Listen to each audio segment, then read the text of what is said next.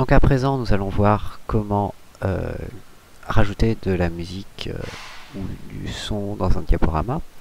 Alors c'est à peu près le même principe en fait que la vidéo de tout à l'heure, hein. C'est-à-dire que on va dans le dossier slide ou à la racine rajouter ici notre fichier MP3. Donc ça c'est un fichier que j'ai téléchargé sur un site de musique libre de droit.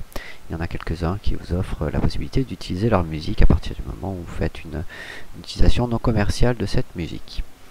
Voilà, donc ici ce que je vais faire, c'est que je vais rajouter donc ce fichier audio. Pour ça je vais dans insertion, audio, audio à partir d'un fichier et je sélectionne donc mon fichier audio.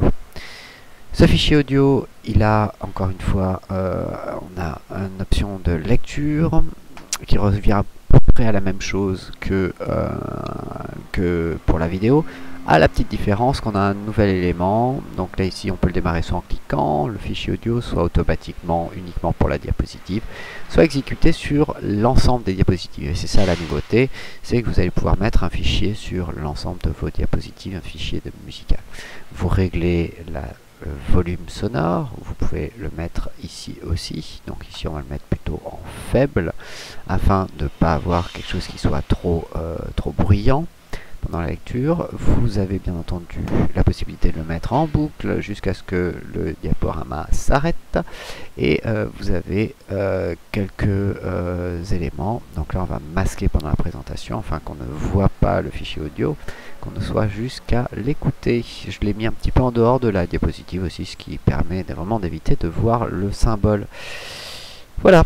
Si j'appuie sur F5, comme vous pouvez le voir, on a la diapositive de tout à l'heure qui va se lancer, et même si vous ne l'entendez peut-être pas puisque je l'ai au casque, là le fichier audio vient de se lancer.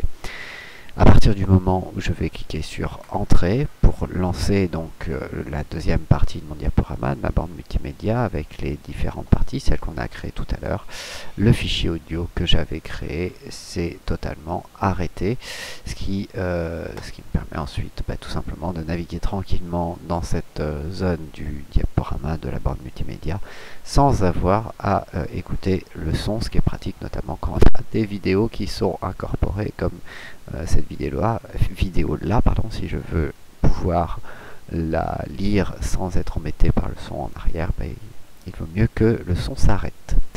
Voilà. Bon, nous avons terminé donc pour cette borne multimédia. J'espère que cette formation vous a plu, vous a appris des choses. Si vous avez besoin de conseils si vous avez des questions par rapport à tout ça, n'hésitez pas à les laisser en commentaire. J'essaierai de répondre le plus rapidement possible. Voilà, je vous souhaite une bonne création. Ciao, ciao.